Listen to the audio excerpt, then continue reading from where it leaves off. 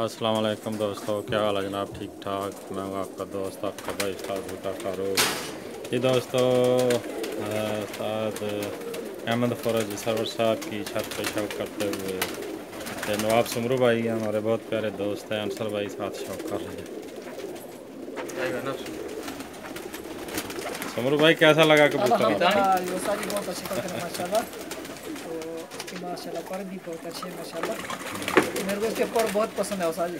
अच्छा, इसकी पर की डिज़ाइन है माशाल्लाह। और इसको माशाल्लाह जल्दी पकड़ के रखो, उंगली ना आया। ये इनके कबूतर हैं माशाल्लाह,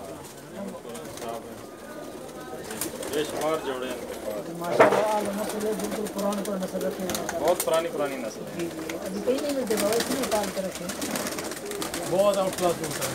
ये कबूतर अच्छे माशाल्लाह। इसकी पर की डिज़ाइन देखो ना, कैसे नंबर स्लो में नहीं होता पर, देखो पर की डिज़ाइन यार देखो कैसे सब कुछ होता है माशाल्लाह।